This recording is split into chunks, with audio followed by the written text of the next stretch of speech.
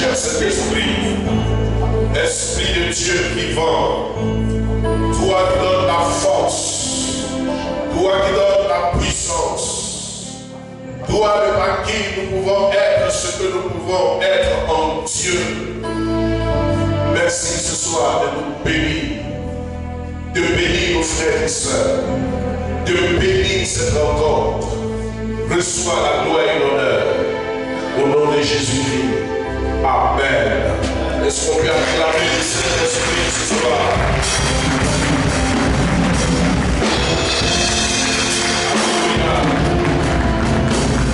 Amen. Je vous salue dans le nom de Jésus. Est-ce que tu peux lever la main comme ça et répéter après moi, cher Saint-Esprit, ce soir, nous avons encore besoin de toi. Esprit de Jésus-Christ, Esprit de Dieu vivant, toi qui es le consolateur, promis afin de demeurer éternellement avec nous. Reçois la gloire au nom de Jésus-Christ. Amen. Acclamons encore le Saint-Esprit, s'il vous plaît. Alléluia. Veuillez vous asseoir, s'il vous plaît. Gloire à Dieu. Ce soir, nous parlerons des symboles du Saint-Esprit. Amen. Qui a été béni hier par le message? Gloire à Dieu. Alléluia. Je précise que demain, moi, ma mission se termine un peu ce soir. Alléluia. Demain, le révérend Yves Assen-Boudou sera là. Je l'ai eu tout à l'heure au téléphone. Il était en mission à Daloa et exceptionnellement pour le programme. Il revient et il repart lundi, mardi. Gloire à Jésus. Alléluia. Et donc, je voudrais vraiment vous inviter, frères et sœurs, à inviter les autres. Gloire à Jésus. Alléluia. La connaissance nous donnera la gloire d'avoir une nouvelle vie dans le Seigneur. Gloire à Jésus. Amen. Et donc, pour ceux qui ne connaissent pas le révérend Bodo, c'est un éminent serviteur de Dieu. Alléluia. Il est le président des écoles théologiques francophones de toute l'Afrique occidentale. Alléluia. Il commande des grandes écoles théologiques telles que la FATEA, les écoles bibliques de l'Assemblée de Dieu, des méthodistes. Il porte cette église. Alléluia. C'est quelqu'un qui a 2 doctorats en théologie. Il est en train de faire un 3e doctorat. Alléluia. Il a une grande connaissance. C'est l'un des meilleurs exégètes et herméneutes du Côte d'Ivoire. Alléluia. L'exégèse, c'est la méthode d'étude biblique. Et l'herméneutique, ce sont les règles d'interprétation de la Bible. Il m'a formé pendant des années. Alléluia. Et donc demain, tu dois t'asseoir, voir si ce que je t'ai enseigné pendant ces 2 jours, bien les autres jours, si ce sont des erreurs. Alléluia. Clamons le Saint-Esprit, s'il vous plaît.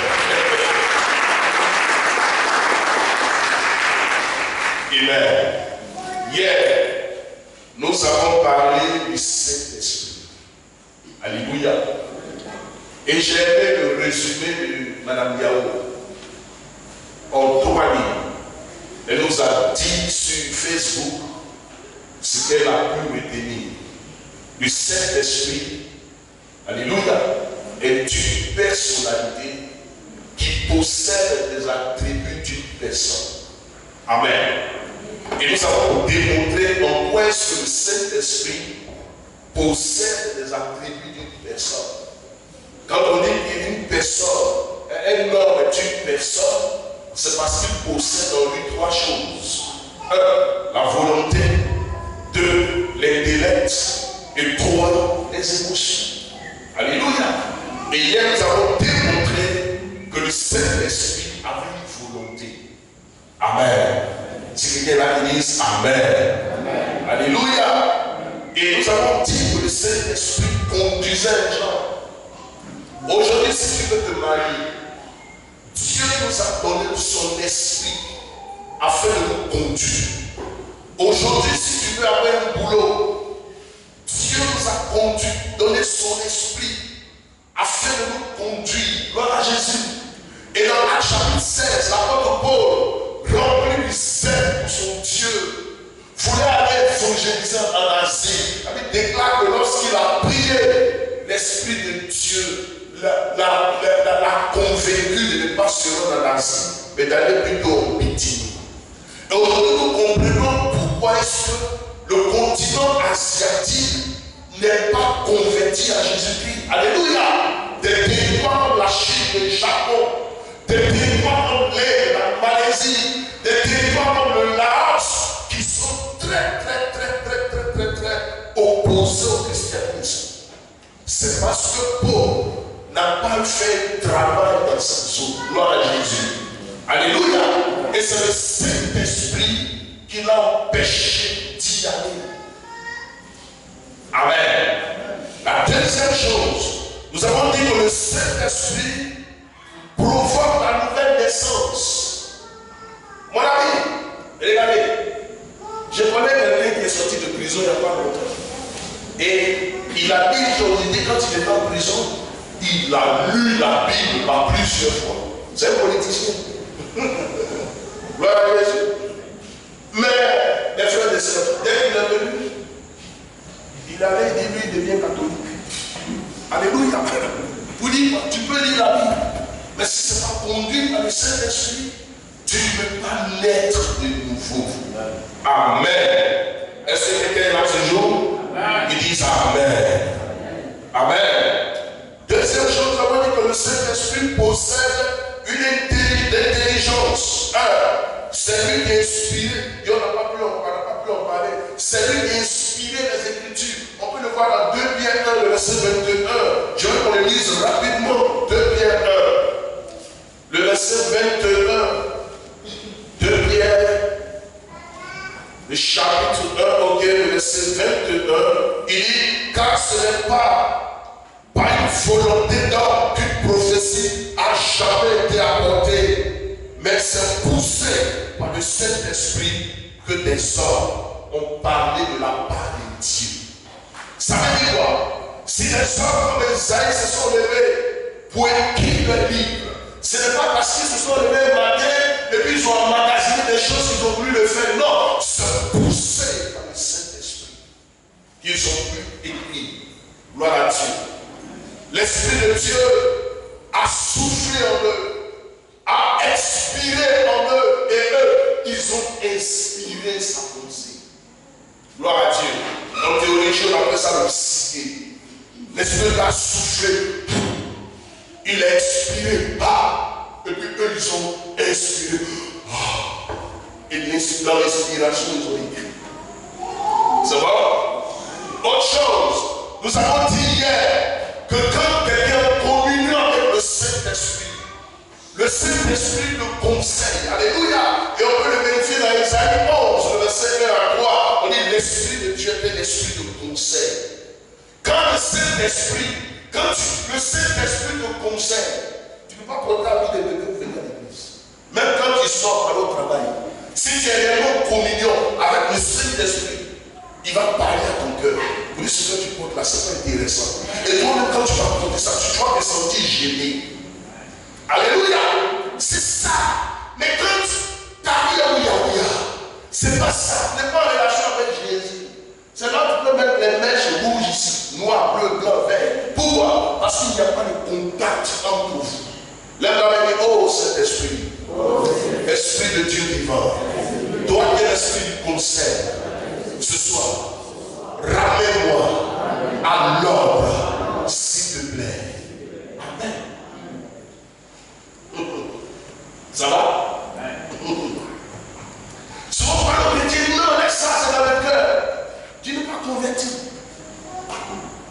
Tu n'es pas converti. Parce que si le Saint-Esprit est réellement ton conseiller, il va te parler en idée. Ce que tu fais là n'est pas bon. Arrête ce que tu fais. Arrête de voler. Arrête de faire ceci. Il va te convaincre. La Bible dit que lorsque Saint-Esprit viendrait, ça c'est Jésus qui parle. Dans Jean 16, il va nous convaincre de trois choses, de péché, de jugement et de justice. Alléluia. C'est fort, hein? T'es pas. Mais si tu n'as pas entendu, tu as dit, tu es gêné. Ce qui est monté dans les mains, c'est pas bon. Non, mais moi je parlais à la soeur, c'est pas intéressant. Et puis tu vas t'excuser. Alléluia. Pourquoi? Parce que c'est l'homme Galates 2, 20, ça doit s'appliquer à ta vie. Si je vis, ce n'est plus moi qui vis. Mais c'est Christ qui vit en moi. Quand l'esprit de Christ vit en toi, mon frère, tu peux reconnaître ta main droite de ta main gauche, n'est-ce pas? Tu peux dissocier le bien du mal. Est-ce que ça va? Quand le Saint-Esprit est ton conseiller, même quand tu mets les pieds quelque part, si ce n'est pas Dieu, il va parler à ton cœur. Même avant de partir, il va parler. Mais quand tu n'as pas de relation, ça va? Tu n'as pas d'intimité avec le Saint-Esprit. Quand tu penses que pour toi la prière est un monologue et non un dialogue, alors il te laisse. Mais ce soir, il sera à nouveau ton conseiller au nom de Jésus. Alléluia. Nous avons dit que le Saint-Esprit nous rappelle ce que nous avons appris dans Jean 14, 26. C'est ce que tu apprends. Il va te le rappeler. Amen. Et ça, c'est l'intelligence. Et nous avons dit que le Saint-Esprit parle. Oui, mes frères, il parle encore. Il parle. Alléluia. Oui, mais ce n'est pas une chose, n'est-ce pas, le Saint-Esprit. Le Saint-Esprit, c'est une personne. Une chose ne peut pas parler. Le Saint-Esprit, c'est Dieu. Amen. Quand nous allons progresser dans nos enseignements, je vous en prie, venez au réunion du soir. Alléluia. Venez au réunion du soir. Nous parlerons un jour des fonctions de la Trinité. En nous appuyons sur Genèse 1 à 2. Et à 3, au commencement, Dieu créa les cieux et la terre. La terre était informe de vie. Puis Dieu dit que la terre soit. Et la terre fut. La vie de l'Esprit de Dieu se mouvait au-dessus de la terre, n'est-ce pas? Et la terre fut, n'est-ce pas? Nous parlerons des trois fonctions du Père, du Fils et du Saint-Esprit. Le Père est celui qui ordonne. Le Fils est celui qui accomplit. Et le Saint-Esprit est celui qui matérialise les ordonnances et l'accomplissement par le Fils. Ça, c'est un grand coup. Le Père ordonne. Le Fils accomplit. C'est ce qu'il accomplit à la croix. Et le Saint-Esprit matérialise les ordonnances du Père par leur accomplissement. Amen. J'ai dit Amen. Et nous avons dit que le Saint-Esprit enseigne. Il rend même témoignage aussi. Et enfin, nous avons dit que le Saint-Esprit possède les émotions. La manière dont tu te fâches, tu n'es pas content. C'est comme ça aussi qu'il a aussi des émotions. Nous avons dit qu'il peut être attristé, n'est-ce pas? Et qu'est-ce qui peut attrister le Saint-Esprit? C'est le péché. C'est le péché. Une personne qui vit dans le péché n'est pas conduite par le Saint-Esprit. Il n'y a pas longtemps, il y a une soeur de l'église qui allait se promener dans un camp de prière quelque part à Boisson et qui appelle ma femme pour lui dire: c'est quand tu n'es pas enseigné, c'est pas lui dire de vous asseoir et de laisser les gens, de laisser contre ce qu'il lui dit. Elle a trouvé un père spirituel là-bas. Et le père spirituel m'a dit: Dieu l'a convaincu de prendre une deuxième femme. Et de lui, il ne voulait pas, il dit: il est tombé malade, Dieu l'a rendu malade depuis quand il a pris la deuxième femme. La personne de la l'église ici. Regardez, c'est les gens, ça c'est un modèle de chrétien. Ils sont dans l'église et puis ils nous fatiguent. Gloire à Dieu. De bien discuter, mon frère dit: c'est Dieu qui l'a convaincu. Si ce que tu dis est contraire aux Écritures, ce n'est pas de Dieu. Alléluia. Parce que la Bible dit qu'au commencement était quoi? La parole.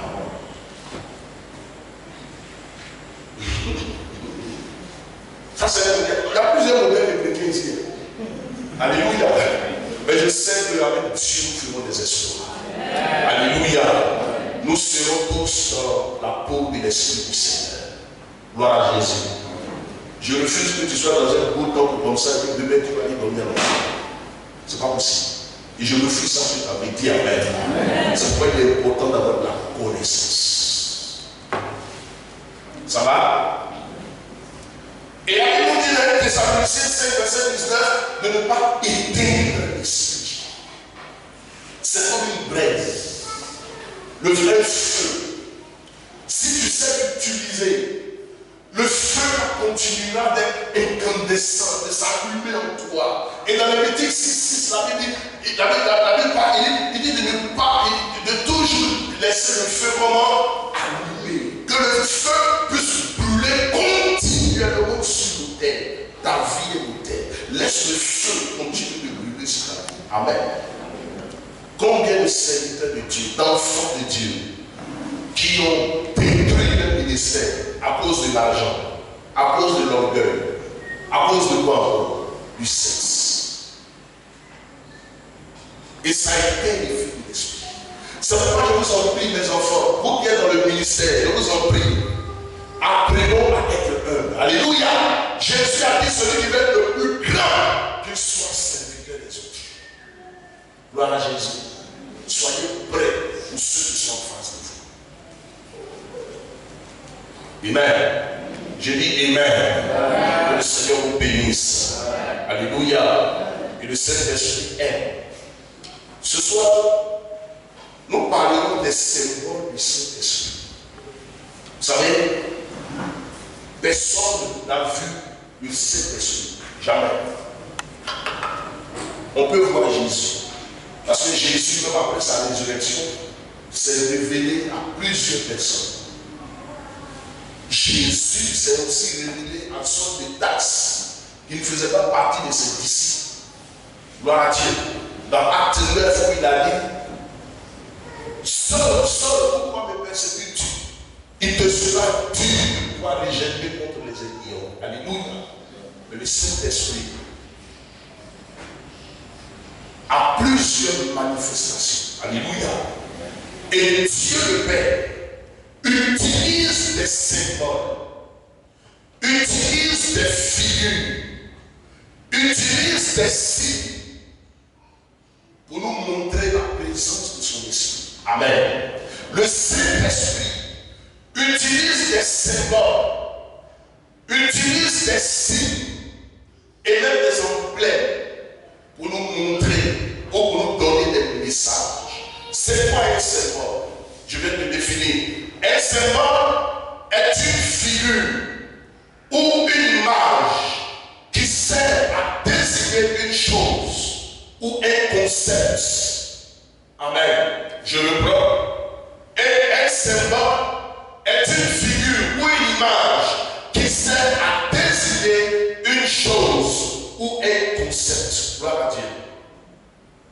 Si on dit qu'il y a deux nations qui sont en train de jouer au football, et puis sur le... Comment est-ce qu'on appelle ça? S'il y a une étiquette sur leur poitrine où on met un éléphant, et puis sur les autres, on a une étiquette sur leur poitrine où c'est marqué un lion. Ceux de l'éléphant là, c'est quoi? C'est qu'ils sont des mêmes pays. Pardon? Ils sont de... Parce que l'emblème de la Côte d'Ivoire, c'est quoi? N'est-ce pas? Maintenant, le lion là, c'est qui? C'est qui? Il s'appelle le Cameroun. Comme ça peut être. Amen. Maintenant, les zèbres, c'est quoi? Pardon? Gloire à Jésus. Maintenant, si on va dans les partis politiques, c'est quel parti politique qui utilise l'éléphant? C'est quel parti? N'est-ce pas? Maintenant, c'est quel parti politique qui utilise la case? C'est qui? D'ailleurs, quand tu vois l'éléphant, il dit non, lui là, c'est un gars qui bénéficie. Alléluia. Quand tu vois la case, on dit ça, c'est le mec derrière. N'est-ce pas? C'est comme ça. Dieu utilise des symboles pour nous parler. Et ce jour, nous allons parler l'un des 7 symboles du Saint-Esprit. Peut-être qu'on va étudier 2 ou 3. Il y en a 7. Il y a d'autres théologiens qui parlent de 9. Moi, j'aime me limiter à 7. Alléluia. Parce que depuis le 8e et le 9e sont regroupés un peu dans cette église. Alors, le premier symbole symbole du Saint-Esprit, c'est la colombe. Que tout le monde dise la colombe. On va lire Luc 3, verset 21 à 22. Luc, le chapitre 3, le verset 21 à 22. Tout le peuple se faisait baptiser. Jésus fut aussi baptisé. Et pendant qu'il priait, le ciel s'ouvrit. Et le Saint-Esprit descendit sur lui sous une forme corporelle, comme une colombe. Amen. Et une voix fit entendre du ciel ces paroles. Tu es mon fils bien-aimé. En toi, j'ai mis toute mon affection. Matthieu, le chapitre 3, le verset 16 à 17. Ce passage nous dit, dès que Jésus eut été baptisé, il sortit de l'eau et voici, les cieux s'ouvrirent et il vit l'Esprit de Dieu descendre comme une colombe et venir sur lui. Et voici une voix fit entendre des cieux ces paroles. Celui-ci est mon fils bien-aimé, en qui j'ai mis mon affection. Amen. Donc le premier signe du Saint-Esprit, c'est la colombe. Vous avez remarqué que quand Mme Yao a fait les affiches, pour ceux qui ont suivi son économie là, elle a mis une colombe sur les affiches. Gloire à Dieu. C'est normal. Gloire à Jésus. Parce que c'est l'un des symboles du Saint-Esprit. Alors, mais qu'est-ce que ça veut dire? Pourquoi est-ce que Dieu ou l'Esprit du Seigneur est descendu sur Jésus sous la forme d'une colombe? Notez ceci.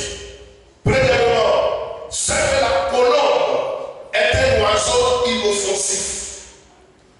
Sa couleur blanche symbolise la pureté. Amen. Est-ce que vous m'entendez? Premièrement, le Saint-Esprit est descendu sur Jésus pour nous enseigner sa pureté. Alléluia. Parce que la colombe a une couleur comment? Blanche. Je ne parle pas des couleurs des colombes métisses là. Gloire à Dieu. On voit dans les rues à Paris. Là, non. Je parle des vraies colombes. Gloire à Dieu. Donc, c'est le symbole de la pureté et l'absence de mélange. Ça veut dire quoi? Si tu veux que l'Esprit de Dieu vienne sur ta vie, et si tu veux avoir une marche normale, une communion parfaite avec le Saint-Esprit, il est important que tu ne puisses pas cohabiter avec le péché. Alléluia. Jésus était 100% Dieu et 100% homme. Et en plus de cela, Jésus n'avait jamais péché. Est-ce que quelqu'un est présent? Donc ça veut dire que Dieu n'agit pas dans la souillure. Et Dieu n'agit pas dans le péché. Gloire à Dieu. Est-ce que ça va? La deuxième chose que la colombe nous enseigne au travers de sa présence dans la vie d'une personne, si ce n'est pas le Saint-Esprit, c'est que lorsque nous lisons Genèse chapitre 8, après 370 jours de déluge, la Bible déclare que Noé a pris un oiseau et l'a amené en mission. C'était quel oiseau? C'était quoi? La colombe. La première fois, quand il a envoyé la colombe en mission, la colombe est partie et elle est revenue. Pourquoi? Parce que la terre n'était pas encore sèche. La deuxième fois, Noé l'a ramenée en mission. Elle est partie, elle est revenue. Mais parce que la terre n'était pas encore sèche, doucement, il y avait quelques, comment est-ce qu'on appelle, des marins partout, des boucs partout sur toute la terre. Et Noé a conduit encore des mois et des mois. Et quand il a lancé à nouveau la colombe, la Bible dit que la colombe est venue avec sur son bec quoi? Avec quoi? Une feuille de quoi? D'olivier. Gloire à Jésus.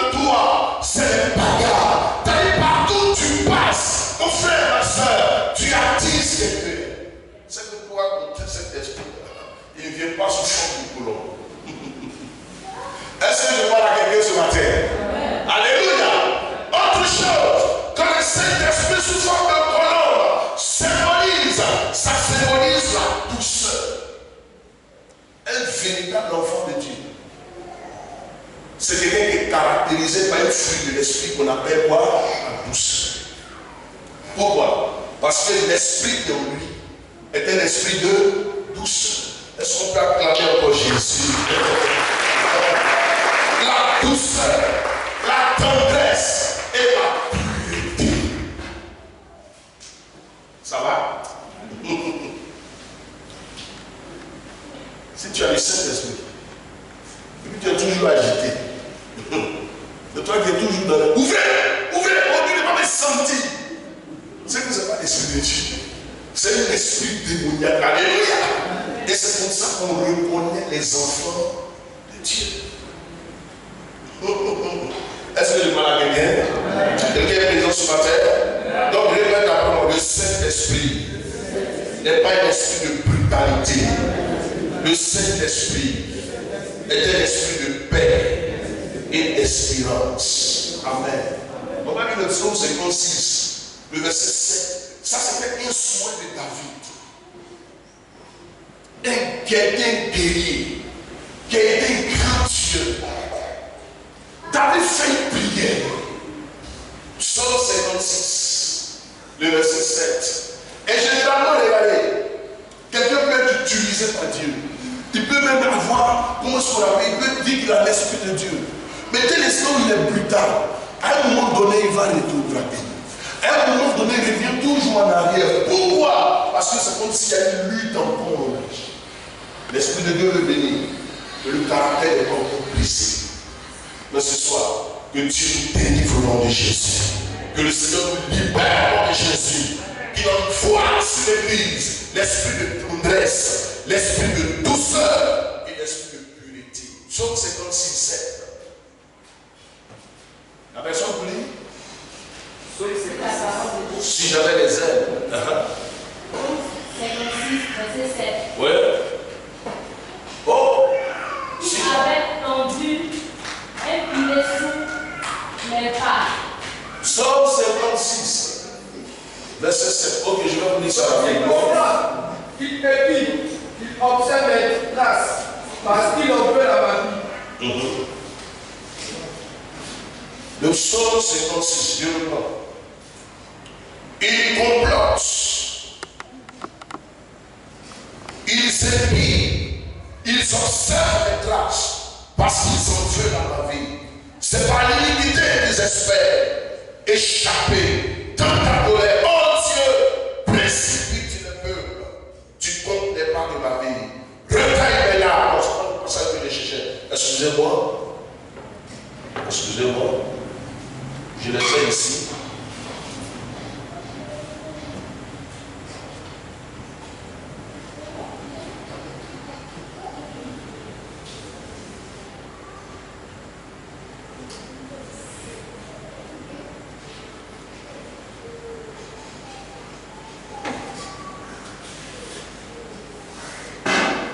Le psaume 55, pardon.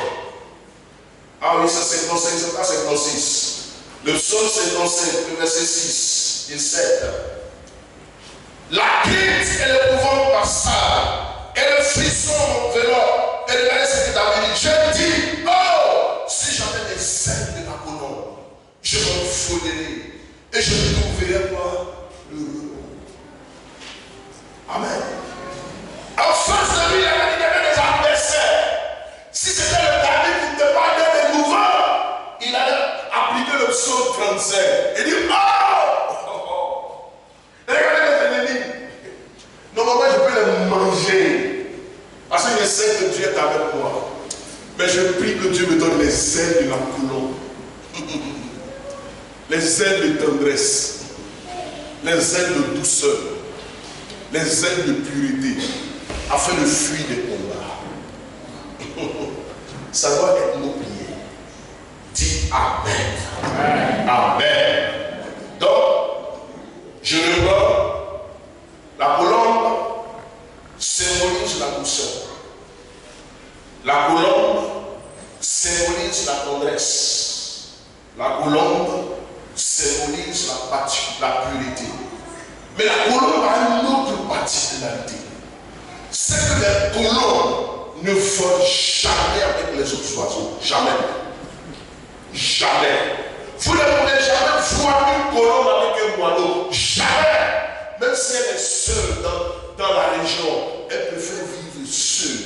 de se mélanger aux gens. Ça veut dire quoi? Les mauvaises compagnies pourront quoi? Les mauvais. Gloire à Jésus. Donc, si le Saint-Esprit est réellement en toi, mon frère, tu ne peux pas avoir pour ami païen. Alléluia. Si le Saint-Esprit est réellement en toi, ce n'est pas le monde qui doit te guider. La Bible dit, n'aimez plus le monde, ni les choses qui sont dans le monde. Car si quelqu'un aime le monde, l'amour du Père n'est point en lui. Pourquoi? Parce que le monde, c'est un système de pensée. Et le monde s'oppose toujours aux choses de Dieu et à Dieu. Alors, tu ne peux pas dire que tu es de Dieu et puis marcher avec des gens qui ont un système de pensée qui est contraire aux choses de Dieu. C'est pourquoi, enfant de Dieu, si vous voulez que le Saint-Esprit travaille dans vos vies, soyez très sélectifs en amitié. Dites Amen. Amen. Dites encore Amen. Amen. On ne marche, un chrétien véritable ne marche pas avec tout le monde. On peut aller avec eux, causer avec eux, discuter avec eux, on peut même manger avec eux, mais ils ne peuvent pas devenir nos amis. Pourquoi? Parce que celui qui est en nous est plus grand que celui qui est dans le monde. Ça va? Acclamons pour la gloire. Est-ce que ça va? Le deuxième symbole du Saint-Esprit, c'est l'eau. Que tout le monde dise l'eau. L'eau. Prenons Ésaïe 44, le verset 3. Ésaïe 44, le verset 3. Une autre personne nous appelle Jean le chapitre 7, le verset 35 à 39. Ésaïe 44 d'abord, le verset 3. Ésaïe 44. Ésaïe 44, verset 3. Oui. Oui, la parole de Dieu. Car je répandrai des eaux sur le sol altéré. Répète à moi, Dieu dit. Il va répandre de l'eau sur le sol altéré. Il y a 2 semaines, il faisait chaud, n'est-ce pas? N'est-ce pas? Il faisait chaud. Et le sol était sec. Et généralement, quand il ne pleut pas et que le sol est sec, ce sont les plantes qui en souffrent. Surtout les arbustes et les verdures, et les gazons. Gloire à Dieu. Et du coup, Dieu annonce une parole. Il dit, oh sol, oh terre sèche, oh terre altérée, je vais vous envoyer de l'eau. Alléluia. Vous avez vu qu'il a plu aujourd'hui, n'est-ce pas? Vous convenez tous avec moi que la terre est contente, n'est-ce pas? Elle est contente dans la mesure. L'une des preuves qui prouve que la terre est contente, c'est que quand il a plu, la terre s'est ouverte et puis elle a absorbé l'eau, n'est-ce pas? Dans 3 ou 4 jours, vous allez voir que les gazons, les arbres vont commencer à faire sortir leurs fruits. C'est une bénédiction. Amen. Amen. Aimez qu'il pleuve. Dites Amen. Amen. Alléluia. Continue s'il te plaît. Et des ruisseaux. Et des ruisseaux. Sur la terre desséchée. Sur la terre desséchée. Voyez un peu où est que Dieu s'adresse un peu au sol, n'est-ce pas? Et il utilise plusieurs termes. En théologie, surtout en exégèse, on appelle ça le parallélisme synonymique. Répète après moi, le parallélisme synonymique. Amen. Continue. Je répandrai mon esprit sur ta race. Et de cette même manière, c'est comme ça, la manière, il prend des images pour nous dire de cette même manière, c'est comme ça qu'il va répandre son esprit sur notre race. La race des enfants. Vas-y, s'il vous plaît. Et ma bénédiction. Et ma bénédiction. Sur tes rejetons. N'est-ce pas? De l'eau sur le sol altéré. Des ruisseaux sur des sols. Dieu dit de cette même manière. Il répand sa bénédiction sur la race. Et cela va même jusqu'à toucher quoi? Nos enfants. Que tout le monde dise l'eau est le symbole du Saint-Esprit. Amen. Je précise que l'eau a deux symboles. Alléluia. Un symbolise le Saint-Esprit et quelque part il symbolise aussi la parole de Dieu. On va l'étudier après. Alléluia. Mais l'eau ici symbolise la vie. Alléluia. Il faisait tellement chaud. Quand il a plu aujourd'hui, on a senti une certaine frayeur, une certaine fraîcheur, n'est-ce pas? Et on sent que la vie vient. Et donc, le Saint-Esprit dans la vie d'une personne est nécessaire pour sa propre vie. Amen. L'eau joue plusieurs rôles. Elle désaltère, elle étanche la soif. Regardez les disciples. Ils étaient à côté de Jésus. Pendant 3 ans et 6 mois et 3 ans et demi, ils avaient entendu tous les meilleurs messages du plus grand prédicateur de l'humanité. Ils avaient vu l'onction sans mesure descendre dans la vie de Jésus. Ils ont été témoins des grands miracles du Seigneur. Et ils sont eux qui ont écouté pour la première fois le message sur la rédemption, le message sur l'enfer, le message sur le ciel, les messages sur les béatitudes, les messages sur les paraboles. Ils ont tout entendu. Et puis un jour, Jésus va les dire, il est avantageux pour vous que moi je m'en aille. Parce que si le consolateur ne vient pas, et le consolateur viendra d'abord vivre avec vous éternellement. 1, c'est l'esprit de vérité. 2, c'est l'esprit de conseil. 3, plein de choses. Et à la fin du ministère de Jésus, on se rend compte, frères et sœurs, que Simon Pierre, le plus âgé, le chef du groupe, frères et sœurs, était quelqu'un qui n'était pas converti. Il a régné son maître. Avec tous les messages du pasteur Doudou, toi tu retrogrades. Et Jésus me va lui dire, Simon, ça va? Il me dit, non, jamais. Il dit, laisse-moi te dire. Je vais te donner un signe. Quand tu vas me régner 3 fois, alors le coq va chanter. Gloire à Jésus. Et quand le coq a chanté, il dit, ah, le monsieur là. Mais Simon ne pouvait pas devenir une chrétienne normale, heureuse, une chrétienne pleine, tout simplement parce que le Saint-Esprit n'était pas encore descendu au lui. Il était encore, frère et sœur, comme une personne qui avait soif. Et c'est quand le Saint-Esprit est descendu le jour de la Pentecôte, c'est là où Simon s'est rendu compte que sa soif a été étanchée. Ce soir, je prie que le Saint-Esprit descende en toi, afin que ta soif soit étanchée au nom de Jésus. Amen. De la même manière, quand l'eau se répand sur le sol altéré, il apporte la fertilité. Souvent les gens ne peuvent pas être réellement convertis. Ils rétrogradent. Tout simplement parce qu'ils n'ont pas encore reçu le Saint-Esprit d'une manière active dans leur vie. Alléluia. Je dis Alléluia. Amen. Et je prie que de la même manière, Dieu répande sa grâce sur tous les hommes ici présents. Et cette grâce, c'est le Saint-Esprit. Si quelqu'un là qui dise Amen. Alléluia. L'eau est là pour étancher la soif. Alléluia. On peut le vérifier dans Jean 7, verset 37 à 39. J'aime beaucoup ce passage.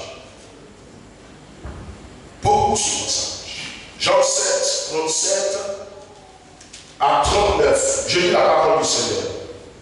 Le dernier jour, le grand jour de la fête, Jésus se tenant debout s'écria, si quelqu'un a soif, qu'il vienne à moi et qu'il boive. Celui qui croit en moi, des fleuves d'eau vive couleront de son sein, comme dit l'Écriture. Le verset 39 nous explique ce que Jésus a dit. Il dit cela de l'Esprit que devait recevoir ceux qui croiraient en lui, car l'Esprit n'était n'était pas encore, parce que Jésus n'avait pas encore été glorifié. Vous savez, frères et sœurs, en Israël, il y avait 4 grandes fêtes. C'est plus que ça, mais il y a 4 grandes fêtes qui étaient reconnues. C'est la première, c'est la fête de la Pâque. Gloire à Dieu. La deuxième, c'est la fête des pains sans levain. La fête des pains sans levain, on la célèbre combien de jours après la Pâque? Combien de jours? Oh! Allez dans Lévitique 25, toutes les fêtes sont mentionnées là. Une semaine après. Et ce jour-là, à la fête de la paix, la fête des pains sans levain, c'est là où on mange le pain sans levure. Gloire à Jésus. Le pain sans levure. Le pain qu'on prend pour faire la Sainte Seine, le pain des Libanais, c'est ce qu'on appelle le pain sans levure. Et c'est une autre signification. Ça veut dire que nous devons marcher avec un Dieu sans levure, sans mélange, sans péché. Nous devons avoir une vie de pureté. Et après cela, 50 jours après la Pâque, c'est là où on célèbre quelle fête? La fête de la Pentecôte que nous allons célébrer après demain et dimanche. Ça fait combien? 3. Et il y a une autre fête que les Juifs considèrent et qui considèrent encore aujourd'hui. C'est la fête des tabernacles. Ce passage là nous mentionne, c'est-à-dire sans le mentionner, mais lorsque nous lisons le contexte de ce passage, nous nous rendons compte qu'il s'agissait ici de la fête du tabernacle. Et la fête du tabernacle a la même particularité, c'est qu'on peut la célébrer pendant une semaine. Et le grand jour, le plus grand jour, c'était le dernier jour. Un peu comme le dimanche prochain.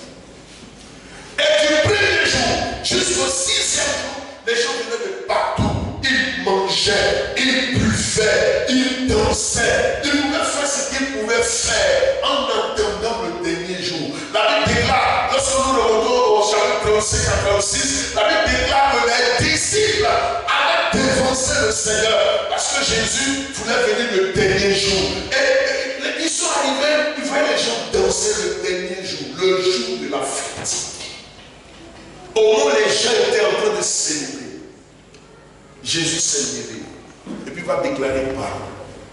Il dit, si quelqu'un a soif, qu'il vienne aux eaux et qu'il boive. Au début, la même il dit quoi? Il dit, je dis, si quelqu'un a soif, qu'il vienne aux eaux et qu'il boive. Jésus a déclaré cette parole le 7e jour. Le dernier jour de la fête, c'était le jour de la célébration. Et puis le jour où chacun devait rentrer chez lui. Au fait, pourquoi Jésus dit cela? Il disait cela parce que les gens étaient venus danser pendant 6 jours. Alléluia. Et même 7 jours. Mais Jésus s'est rendu compte que c'était des personnes qui étaient vides.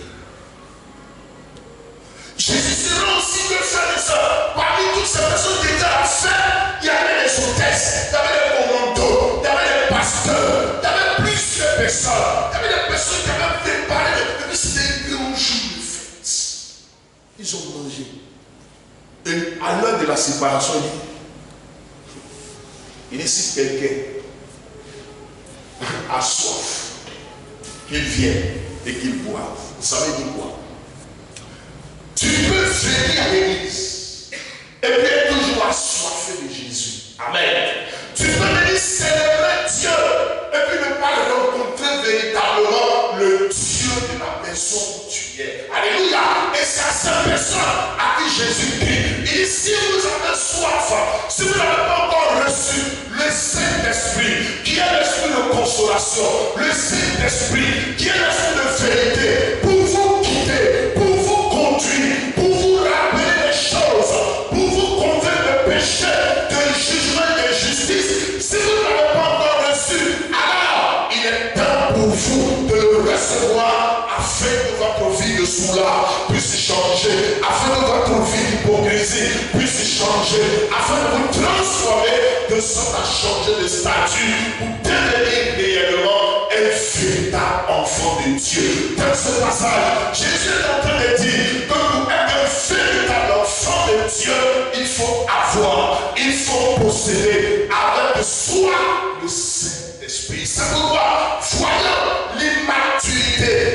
faiblesse spirituelle de ses disciples, même après sa résurrection, et les 40 jours d'enseignement, il leur a dit, pour pouvoir tuer, pour que le Saint-Esprit vienne, il dit allez-y à la chambre haute, allez-y tuer la chair. Au moment où vous serez en train de tuer la chair, moi je vais monter au ciel. Et le 10e jour, le Saint-Esprit est descendu sur eux. Et quand il est descendu, regardez ce qui va se passer. Pierre, qui était un homme amorphe, qui avait fui Jésus et qui avait régné, a été le premier qui s'est levé devant une foule de 3000 personnes le jour de la Pentecôte et qui a déclaré les paroles. Il a déclaré 3000 personnes ont cru en Jésus et elles ont été sauvées. Alléluia. Et ça, c'est grâce à l'aide du précieux Saint-Esprit. Vous dites quoi? Quand le Saint-Esprit sera en toi, mon frère, il t'amènera à faire ce que tu ne peux pas faire. Quand le Saint-Esprit sera en toi, c'est seul qui va te permettre, qui va te convaincre de péché, te convaincre de jugement et te convaincre de justice. Sinon, tu vas mener une vie chrétienne fétide, fade, sans vie. Gloire à Dieu. Acclamons le Saint-Esprit. Alléluia. Donc il vient pour étancher notre soif. Autre chose que l'eau peut apporter dans la vie d'une personne, c'est que l'eau est aussi un signe de purification. Ça veut dire quoi? Vous savez, quand les habits sont sales, on les lave pour les purifier, n'est-ce pas? C'est ce que l'eau fait. Quand le Saint-Esprit est en toi, il te purifie, il te lave. Quand le Saint-Esprit est en toi, tu peux mettre tes lits devant et puis dire ce que tu faisais dans le passé. Vous dites les gars, avant j'étais un ivrogne, j'étais un persécuteur, avant j'étais une doudou, avant je faisais ceci, mais ces choses étaient pour moi comme des dés, je le vois comme une bête. Merci.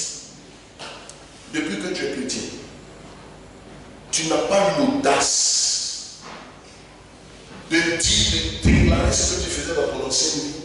Ça veut dire que tu as un problème. Gloire à Jésus. Je dis gloire à Jésus. Amen. Alléluia. Amen.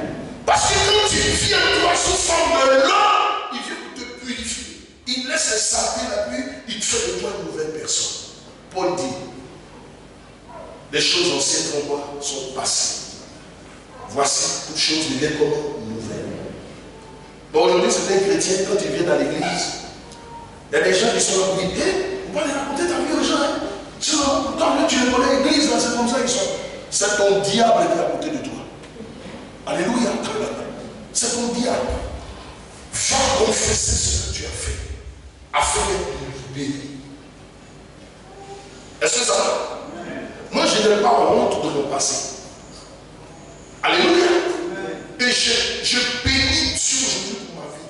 Parce qu'avant, j'étais un sale type.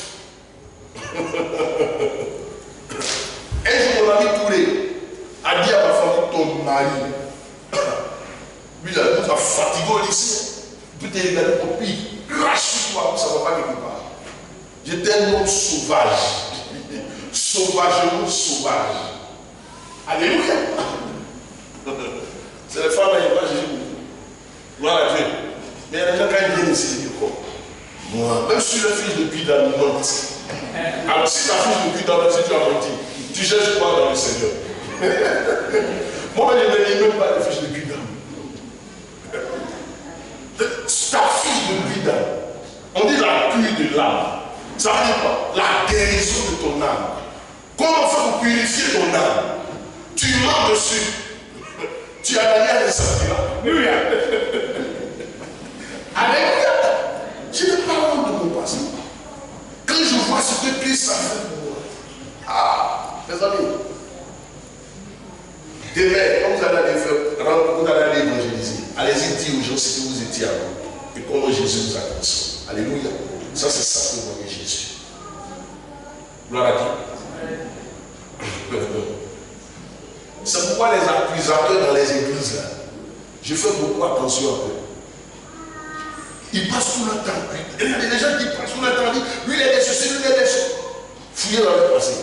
C'est un mauvais passé qui cache. Que le Seigneur nous fortifie. Amen. Amen. L'eau donne aussi de l'abondance. L'abondance. Partout où l'eau passe, il y a la vie. Partout où il y a l'Esprit de Dieu. Mes frères et sœurs, il y a la vie. La Bible dit, le Seigneur, c'est l'Esprit. Et là où il y a l'Esprit du Seigneur, il y a quoi? De la liberté. Église, regardez. Au moins les gens seront en train de murmurer. Sachez une chose, c'est comme si ce sont des poissons qui seront en train de mettre dans l'église. Alors nous, que devons-nous faire? C'est de prier pour que Dieu vienne extirper cet esprit mauvais afin de communiquer quoi? La vie. Amen. Et tout à l'heure, nous allons prier. Nous allons demander au Seigneur de nous aider afin de lui prendre la vie dans notre église. Amen. Troisième et dernier symbole du jour du Saint-Esprit, c'est le vent. Que tout le monde dise le vent. Le vent. Actes chapitre 2, le verset 1 à 2. Quelqu'un nous fait la lecture, s'il vous plaît. Acte 2, le verset 1 à 2. Pourquoi est-ce que le Saint-Esprit prend la forme d'un vent? Le jour de la Pentecôte. Avant cela, je tenais à vous dire, en parlant de la colombe, moi j'ai vu 2 fois la colombe dans la vie de 2 serviteurs de Dieu. Des serviteurs de Dieu en train de prêcher, et puis la colombe est venue sur eux. La première personne que j'ai vue, c'est le pasteur Jérôme Pili, de l'église de la sanctification Mamie, qui est située en Corée du Sud. Là-bas, tout le message, c'est la sainteté. J'ai lu l'un de ses livres sur la rédemption. Quel livre? Un livre merveilleux. Malheureusement, ces écrits ne sont pas trop diffusés en français, trop traduits en français. Et à l'époque, lorsqu'il était beaucoup en contact avec le pasteur Corée Moïse de la Côte d'Ivoire, c'est là où j'ai eu l'occasion de traduire quelques livres en français. Et Dieu m'a fait la grâce de lire les livres. Et nos puissants miracles. Et lui, chez les gens, tu as vu ça, n'est-ce pas? Voilà, et on avait la vidéo, on avait même ces CD, ces cassettes à l'époque. C'est quand les enfants là sont venus, tout est cassé. À l'époque, ils étaient dans mes rêves. En tout cas, nos CD étaient en bonne santé. Mais dès qu'ils sont venus, le diable les a utilisés pour casser tout.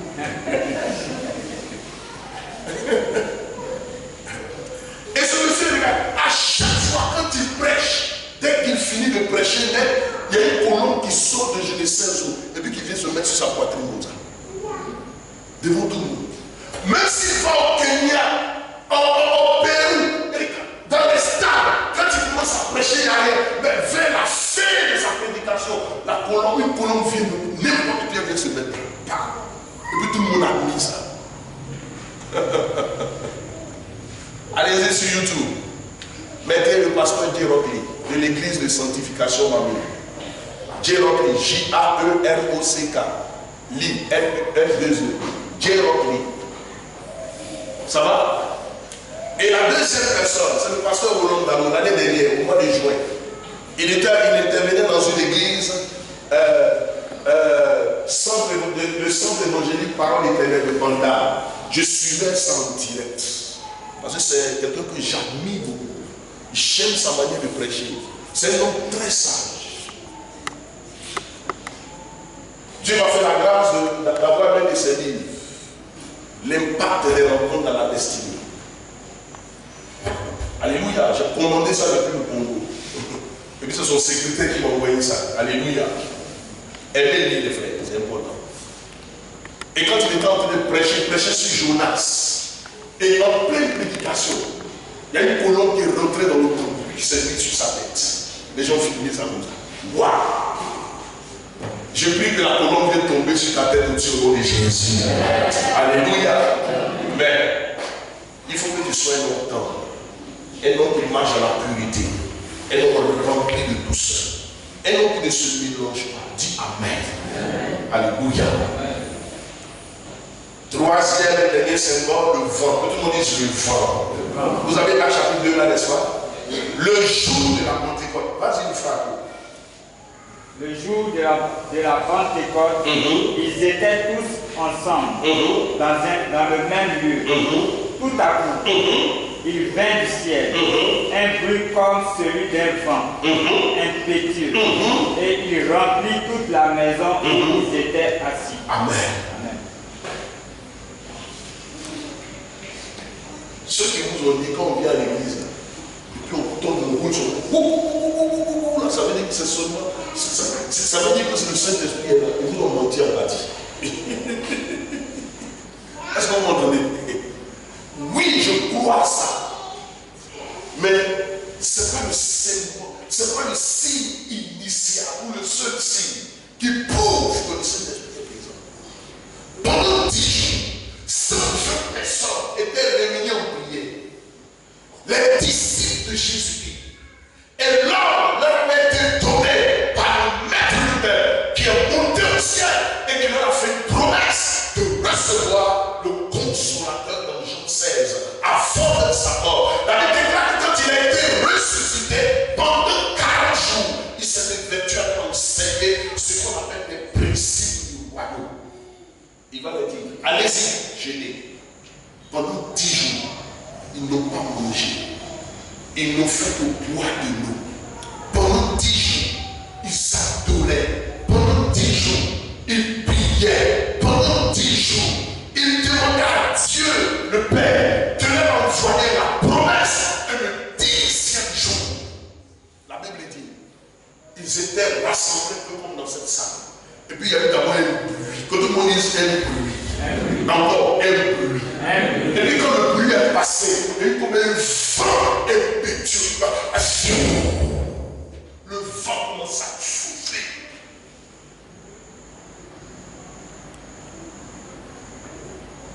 Et des langues semblables à des langues de feu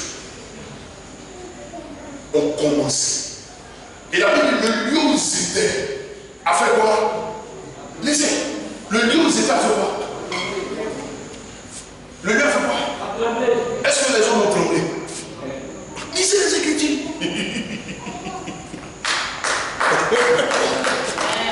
Mon frère, toi tu as ta Bible, n'est-ce pas? Lisez.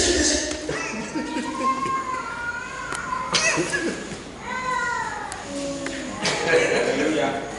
Vas-y. Au verset 6. Au bruit qui eut lieu, la multitude accourut. Non, allons au verset, en fait du verset 1. Pourquoi l'entendre? Le jour de la Pentecôte, ils étaient tous ensemble dans le même lieu. Tout à coup, il vint du ciel, un bruit comme celui d'un vent, impétueux, et il remplit toute la maison où ils étaient assis. Des langues semblables à des langues de feu leur apparurent, séparées les unes des autres, et se posèrent sur chacun d'eux.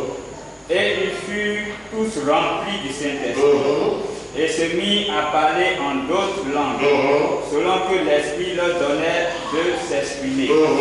Or, il y avait en séjour à Jérusalem des Juifs, hommes pieux de toutes les nations qui sont sous le ciel.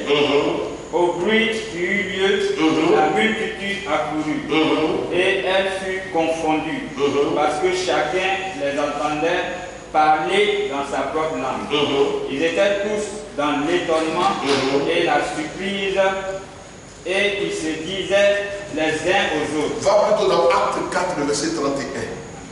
Acte 4, le verset 31. Amen. Acte 4, verset 31. C'est lui la parole de Dieu. Quand ils eurent prié, le lieu où ils étaient assemblés trembla. Le lieu a fait quoi? Trembla. Les hommes ont tremblé. Ils furent tous remplis du Saint-Esprit et ils annonçaient la parole de Dieu avec assurance. Amen. Je n'ai pas dit que quand on tombe, c'est mauvais. Alléluia. Mais je dis, faisons attention. Gloire à Dieu. L'endroit où nous sommes peut trembler. Et puis nous-mêmes, nous pouvons ne pas trembler. Dites Amen. Est-ce qu'on entend ça? Revenons à notre mouton. Le jour de la Pentecôte, Et puis il y a eu le vent. Et puis les gens commencent à parler en langue. Alors ce vent, pourquoi est-ce que le Saint-Esprit, qui a été premier, qui est venu, n'est pas venu ce jour-là sous forme de colon pour se mettre sur l'épaule de chacun d'eux? Alléluia. Et puis il est venu sous forme de vent. Notons ceci. Le vent symbolise l'action invisible de Dieu. La puissance de Dieu. Qui a une fois vu le vent? Le vent. N'est-ce pas? Mais nous voyons toujours les dégâts du vent, n'est-ce pas? N'est-ce pas? Vous avez tous vu les caterpillars qui ont détruit les maisons ici, n'est-ce pas? Eux, on les a vus, n'est-ce pas? Ils sont venus casser. Et puis, les gens sont entrés, les caterpillars, on a les gens, il y en a même qui ont maudit les caterpillars, c'est pas ça? Mais le vent, le jour vient casser les maisons, on ne voit pas. On voit toujours ces dégâts. Donc le vent, premièrement, symbolise l'action invisible de Dieu, la puissance de Dieu. Deux, on ne peut voir le vent, mais l'effet du vent. Et quand le vent du Saint-Esprit souffle dans la vie d'une personne, dans la vie d'une église, on voit seulement les effets. Je m'explique. Dans Jean 3, le verset 8, Jésus dit à Nicodème, le vent souffle et tu ne le vois pas, mais tu vois au moins ses effets. Alléluia. Quand le vent du Saint-Esprit souffle dans la vie d'une personne, si elle était un alcoolique, à un moment donné, elle ne boit plus d'alcool. Quand le vent du Saint-Esprit souffle dans la vie d'un sorcier, mes frères et sœurs, il ne devient plus sorcier, mais il est rempli du Saint-Esprit. Quand le vent du Saint-Esprit a soufflé dans la vie de Rahab, la prostituée, son statut de prostituée a changé. Elle est devenue quoi? Une femme mariée. Quand le vent souffle dans ta vie, c'est l'action invisible de Dieu qui descend dans ta vie. Alléluia. Et c'est la puissance de Dieu qui agit. Et cela amène ce qu'on appelle la conversion. Gloire à Jésus. Et c'est ce qui s'est passé dans la vie de Saul de Tarse, un ancien persécuteur de l'église, un ancien sorcier, un ancien brigand. Il était rempli de haine pour persécuter l'église de Syrie. Et sur le chemin de Damas, la Bible déclare que Christ s'est révélé à lui. Il est tombé. Et quand il s'est levé, il y a eu un changement dans sa vie. Mes amis, je pense ce jour que ce vent a pu souffler dans ta vie, dans la vie de l'église. Parce que si ce vent n'a pas encore soufflé dans ta vie, il ne peut pas avoir de changement dans ta vie. Si quelqu'un d'abord qui dise Amen. Autre chose que nous devons connaître sur le vent, c'est qu'on ne peut pas contenir ou contrôler le vent de cette même manière. On ne peut pas contrôler le Saint-Esprit. Est-ce que ça va? Ça montre l'aspect impétueux parce que ça produit des dégâts. Ça veut dire qu'il y a des choses qui peuvent être déracinées quand le Saint-Esprit descend dans la vie d'une personne. Par exemple, les forteresses descendent. Quand le vent du Saint-Esprit descend dans la vie d'une personne, l'esprit de sorcellerie peut être sorti. Quand le vent du Saint-Esprit descend dans la vie d'une personne, les maris de lui tombent. Quand le vent du Saint-Esprit descend dans la vie d'une personne, les malédictions sont ôtées. Et nous avons besoin que le Saint-Esprit vienne souffler sur l'église afin que les limitations cessent au nom de Jésus-Christ. Si quelqu'un est d'accord, qui dit encore Amen. Alléluia. Quand le vent du Saint-Esprit souffle dans la vie d'une église, c'est la transformation qu'on voit. Alléluia. Et cette transformation a deux caractéristiques. La première, c'est d'abord le fruit de l'esprit. On sent l'amour dans la vie de la personne. On sent la joie. On sent la paix. On sent la maîtrise de soi. Alléluia. On sent le fruit de l'esprit qui est mentionné dans Galates 6, verset 22. Deuxième chose, que le vent du Saint-Esprit produit la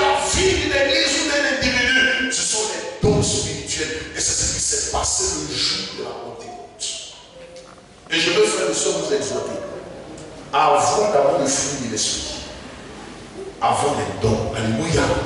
Parce que l'onction, sans le caractère, vous devenez un instrument dangereux. Ce soir, je voudrais me limiter à là. Et puis prier pour 3 sujets. Alléluia. Premièrement, prier pour que Dieu fasse envoie le Saint-Esprit dans nos vies sous la forme d'une colonne, afin que la douceur, la vie de pureté, de sanctification, la vie de piété nous caractérise. Gloire à Dieu. Deuxièmement, nous allons prier et demander au Seigneur de répandre son nom dans nos vies, mon frère. Et là, souvent c'est dur dans ta vie. Tu as besoin de l'eau du Saint-Esprit pour que ta vie qui était altérée soit hydratée. Et enfin, nous avons besoin que le vent du Saint-Esprit puisse souffler dans nos vies, afin que nos cœurs, Dieu aussi, redeviennent des cœurs normaux, des cœurs à la gloire de Jésus-Christ. Et ce jour, je veux te dire que ce sont ces raisons pour lesquelles Dieu a envoyé son esprit se déverser dans nos vies. C'est pas pour tomber sur nous. Acclamons le Seigneur.